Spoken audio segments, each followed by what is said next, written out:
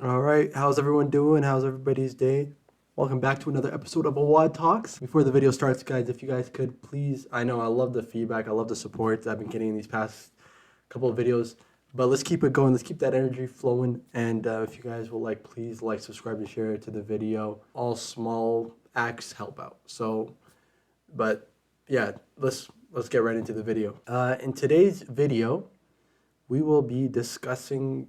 Discussing is a strong word. Let's be honest. I guess I'm just reacting to the Piers Morgan and Nick Fuentes debates. I think I would like to preface by saying I don't really have a stake in either one of the sides here. I'm not like Team Piers or Team Nick. Just looking at it from outsider looking in. Maybe just provide some, I don't know, comments, something like that. I don't know. I just do something. You know what I mean? And yeah, let's just jump right into it. In that list, and your father is half Mexican, so yeah. I mean, by your criteria, part of the invasion would include your father, presumably, and his immediate descendants who came from Mexico. Not really true, because when my father's ancestors came here, it was a small fraction of the total immigrants that came from Mexico. I don't believe that we should have zero immigrants forever, or even zero immigrants from non-white countries. But you have to draw the distinction. My father's father, he was here in the 40s and 50s. It was his parents, or I believe either his parents or grandparents, that came here even earlier. Up until 1965, 90% of the immigrants were coming from Europe. I have no problem with that. If we have 10% of them coming from Mexico or Latin America, maybe that's reasonable, but that's not what it is now. Now you've got 10 million illegals in 4 years under Joe Biden, and you got millions more legal immigrants from China, India, Venezuela, El Salvador, and it's so many with no break for assimilation, and they're all from non-white countries. It's transforming what America is. And again, that's the distinction. That's what makes it unacceptable. Piers was asking about his father. I think his father, I think Nick's father's half Mexican, so he himself is not fully white, but whatever, it's not a big deal. And he's just asking about the immigration thing, that his own father was an immigrant, and Nick is saying, oh, it's not the same thing. I don't know. I feel like it's kind of hypocritical. There's some level of hypocrisy, I'll be honest. He's also saying that he wants 90% of people to come from predominantly white countries in Europe and 10% from non-white countries. Even though his father is not fully white and he's from one of those 10% of the countries. But because I guess it's a small group, I mean, it's not the same, right? I don't know. It just that just doesn't make sense to me. I don't know if it makes sense to you guys. You guys can actually let me know in the comments down below. We did speak about Nick Fuentes in one of my earlier videos. If you guys would like, there's going to be a description in the description. There's going to be a link to the description down below. And also in the eye, somewhere around here where my hand is. There we go. And so, yeah, that's something interesting. I don't know why it's like hypocritical. Why is it like, oh, if it's like this way, if my father did, but everyone else is not okay? One other point I'd like to make, I guess, or point out, I suppose, is that he said that his grandparents came around the 1940s and 50s. What happened after in the 1940s and 50s? It was after the Second World War.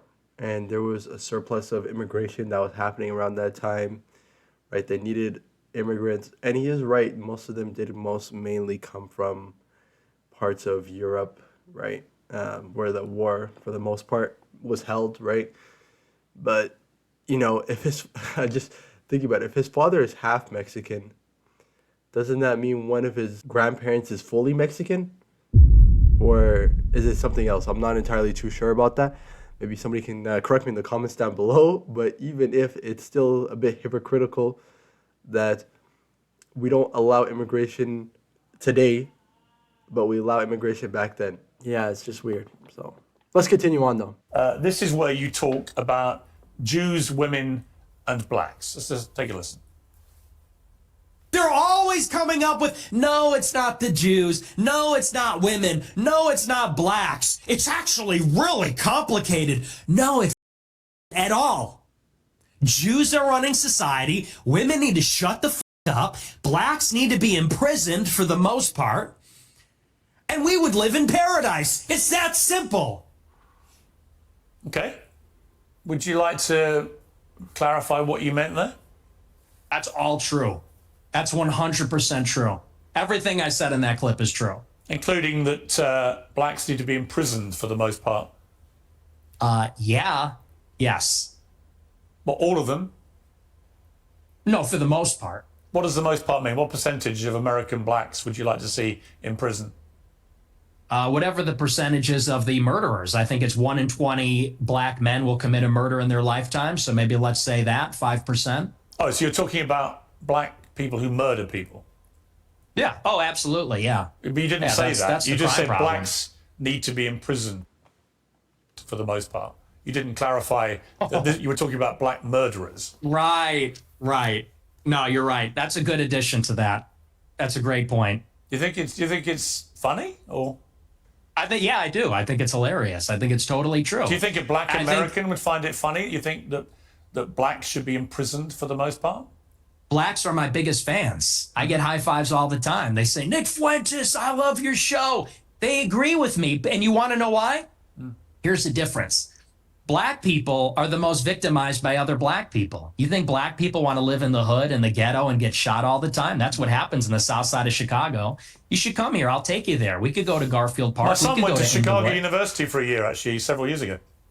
Yeah, that's a bubble. That's a bubble. You think you're in Chicago and Hyde Park? You don't know Chicago. Yeah, so we saw Nick, he said that the Jews are running the world and women need to shut up and that blacks need to be in prison for the most part.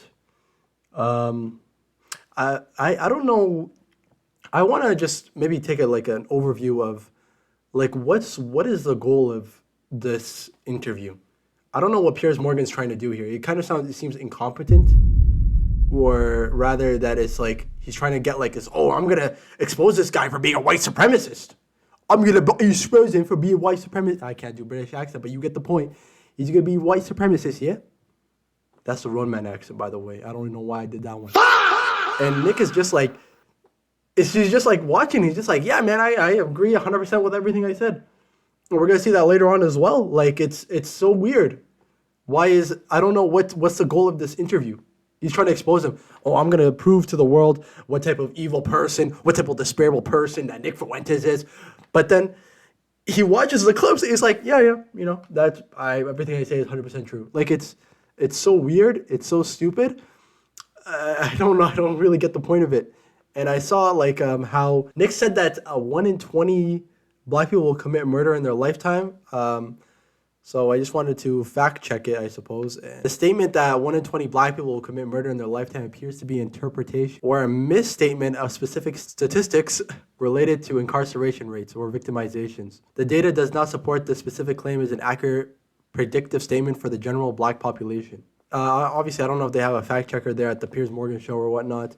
Piers Morgan, I'm not rooting for Piers. Like I said, I'm not rooting for Nick. I'm just kind of just trying to just get an overview. I don't know I don't know what Piers' goal of this interview is, and Nick, you're just saying some statistics are just not correct about the black community. Incarceration rates, obviously people of black people, the reason why they get arrested a lot is because black areas are over-policed. That's just the reality of it. Obviously, if you're going to have a place where there's a bunch of cops, more people are going to get arrested. You see that in America, just how a bunch of black people just get arrested. So it's not really a fact that black people want to commit murder. Nobody wants to commit murder. That's not really the goal of it, but if you have a platform like Nick's, you can really say whatever you want. So, but let's continue. Yes. Okay. So I want to play you this clip. Well, I don't hate any Jews. Let me just amend that. I don't hate any Jews. Okay. Let's play this clip. The reason I've had it is because My opposition to world Jewry and Israel is rooted in absolute, uncontestable fact. We have the truth on our side. That's why we're winning. Because we are telling the truth about the historical antagonism between Jews and Europeans, between Jews and Christians. The theological, historical, racial, cultural, and political antagonisms between organized Jewry and the Christians, organized Jewry and Europeans. And the reason that we are winning that argument is because it's real, it's true. I can prove it, I can show you, I can name the names, I can show you the paper trail, the money. That is why we're winning. That is why all of this is raising the consciousness. When you say you have this opposition to world Jewry, I mean, it's one thing to criticise, for example, the Israeli government over what it's been doing in Gaza. I've done that myself. When you talk about world... Yeah, he's done it himself. I remember a few months ago that Piers Morgan was defending what Israel was doing. He wasn't really taking a stance. I don't know, maybe because his apparently his boss is a Israeli benefactor. He supports Israel. But whatever, he's just gonna just wipe that under the rug. But Piers, we know what you were doing, bro. We saw that Mohammed Hijab, Rabbi Shmuley debates. Okay, I saw that, and I saw what stance you were really taking then, huh? I guess he switched up now, I'm not sure. Jewry, I presume you're talking about the 15 million Jews in the world, and you are opposed to them. How does that square with your position that you don't hate any Jews? Well, do you take issue with my use of the term world Jewry? Well, what do you mean by that? It doesn't really sound correct to me. Wait a second. It takes 1 hour to cook a batch of cookies, and you have 15 ovens, probably in 4 different kitchens, right? Doing 24 hours a day, every day for 5 years. How long would it take you to make 6 million? I don't know. It certainly wouldn't be 5 years, right? The math doesn't seem to add up there. Look at this, look at the grid. I'm sorry. Just look at the grid, bro. He's just like, I think Piers is just like, okay, this is the moment. I'm gonna get this guy. You think that's funny? It's funny. It's amusing what you're doing because, that one was a joke. But do you want to talk seriously about the Holocaust? I do actually. I mean, I do, because I just find it extraordinary that you would think the Holocaust could ever be something that we could joke about. Why, too soon?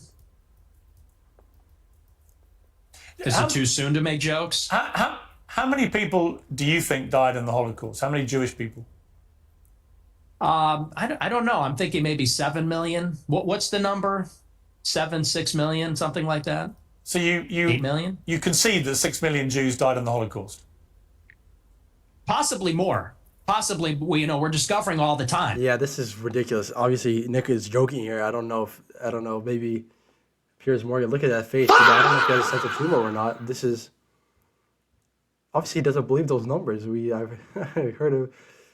I don't know. Like, Piers, what are you doing, man? This is such incompetence. It's just crazy. So it could maybe even be more than that. So why have you doubted the numbers in the past? I'll tell you why. I really think that every death is a tragedy, however many Jewish people died in the Holocaust. And I'm not a World War II historian, so I'm actually open to believing the official narrative, and I've read some of the conspiracy theories. And to tell you the truth, it's a rigorous debate. Yeah, so he's going to talk about he said the 7.6, 6.7. I think he was trying to make a joke there. Piers wasn't really picking up on it. I don't know like I said, like Piers does this weird thing. Like I don't know. He's like trying to instigate something. He's trying to, like I say, he's trying to prove a point. But Piers is not really making any valid points here, or good points, to be honest. I don't know what kind of the goal of this whole interview is. He's trying to expose him for being a racist, but Nick has always been a racist. I think he's been very open about that. His beliefs. He's literally has a mug. It said AF, that stands for America First. It's kind of interesting that it's built like this. I don't know. It's just kind of weird. And he's going to talk about the Holocaust. He's trying to catch him, because obviously We know about the Cookie Monster. If you guys don't know about the Cookie Monster thing, essentially it's like, is it possible for if Cookie Monster has 5 ovens, and in 5 years he has to cook 6 million cookies, and it said the closest they can, like the math wouldn't add up, right? It would be like 271K, right? So, and that's to say that the numbers are fridge. We're not, if they are, I'm not sure. I'm not opposed to not believing it, to be honest. I, Israel, the entity itself, has obviously been very open and blatant liars. So This is where you talk about Adolf Hitler. Hitler was a pedophile and kind of a pagan. It's like, well, he was also really cool. So, time to grow up. We're not children anymore. Am I right? Am I right? Am I right, boys? Am I right? Let's go. He was also really cool. You regret saying that? Saying a fact? No, that's absolutely true. You think Hitler was very cool? Yes, I do. One of the, And I'm tired of pretending he's not, well, to be honest. This is the problem, you see. It's a bit like when you just say, I'm a racist. You're a racist who thinks Hitler's cool, but you're not anti-Semitic. If you're a Jewish person watching this, what are they thinking? I'll tell you what they're thinking, because I've got a friend of mine called Danny Finkelstein, who, when he heard I was interviewing you, he's a Times journalist in the UK, very eminent journalist here, and author, who wrote a book about his own family's experiences at the hands of Hitler and Stalin, because you also told Tucker Carlson that you admire Stalin. But let's just take what Danny said here. Hi Piers, it's Danny Finkelstein here. As you're interviewing Nick Fuentes, you might try suggesting to him that he reads my book, Hitler, Stalin, Mum and Dad. It's called Two Roads Home in the United States. Since he says he's on Team Hitler, you might like to ask him about the fact that Hitler arrested my mum, tried to starve my mum to death, did starve my grandmother to death, sent my great aunt to the gas chamber, my great uncle, my cousin. My grandmother on my father's side ended up being 1 out of 7 children, the only one that survived the war. So you might ask him whether he wouldn't rather be on Team Mum rather than Team Hitler. And as for celebrating Stalin's birthday, well, Stalin took my father, sent him to a state collective farm, sent my grandmother and to a state collective farm, sent my grandfather to the Gulag. You might try asking him why he doesn't celebrate Dad's birthday rather than Stalin's. It may all be a big joke to him, but he complains that he was 18 when someone tried to cancel him. Well, Stalin and Hitler arrested my mum and my dad when they were 10 years old. So perhaps he might like to reconsider his joke. See, that's the reality of your jokes, although I haven't ascertained yet whether you are joking when you say that Hitler was very cool. Are you joking, or do you actually think he was very cool? The most genocidal monster of the last 150 years? Yeah, the thing is, my generation, we're just done with the pearl clutching. You might be, but then your generation hasn't gone through what Danny Finkelstein's family went through. So maybe the pearl clutching has a way to go for families whose family members were murdered. Yeah, we got all that. Me mom. Like I don't even know who this person is. Why is this person talking to me? This old British guy is saying me mom got killed by Hitler. Because he doesn't find it funny when you say Hitler's very cool.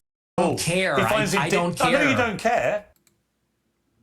Yeah, I think that really ties it up into one neat bow, one neat tie string here. Piers' game here was to get, some clips, to get some highlight moments, expose Nick Fuentes, because he's been getting very popular over the past couple of months, like super popular. Like, I don't know, I haven't seen, I'm gonna be honest, I didn't know about his existence until after the Charlie Kirk shooting. I didn't know who he was, and then he just started kind of blowing up. I don't know, I feel like maybe he's a placeholder for Charlie Kirk, maybe he's like the second in line, second in command, kind of. Might be something. There's something fish in the water with his uprising, with his popularity. But yeah, we see him. He's talking about Hitler and stuff, and he's just trying to get like, oh man, we're gonna expose this guy for supporting Hitler. Did Nick Fuentes in that clip at all ever show any sense of Oh man, you know what? I regret. No, he was very honest. He was very genuine. He didn't even care about the guy who was speaking, this Finkelstein, right? Even I don't know who he was. Like he's just kind of speaking his mind, and that's kind of what's happening with this generation. If you look at this generation, the Gen Zs, because I think Nick Fuentes is 27 years old. So is he part of the Gen Z? I don't know. Maybe. Millennial, Gen Z, whatever.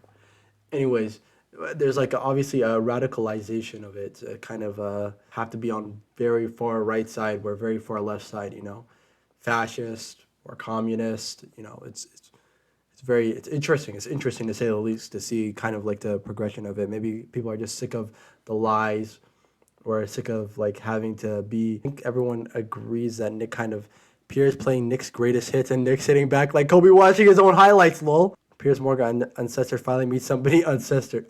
Yeah, so the consensus is kind of that Nick won the debate. That if they call this a debate, it was just kind of asking him questions. Nick was like, "Yeah, I believe that. I believe all my statements. I believe that, you know, the Jews are the problem. Something like that. I believe that women need to shut up, and yeah, I believe that black people need to go to prison for the most part, right? So it's I don't know. I don't get the point of it. I really don't. I don't know what he's trying to do here. But it really makes Piers look incompetent.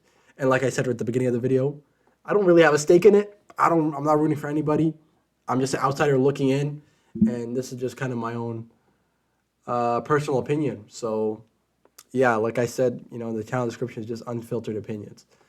But that's all from me, guys. To be honest, there's more to the video, but you know, it's kind of just like the same back and forth for the most part. If you guys did like, please make sure to like, subscribe, and share. Comment down below what you guys thought. Other than that, that's all from me. And I'll see you guys all in the next one, all right? Bye.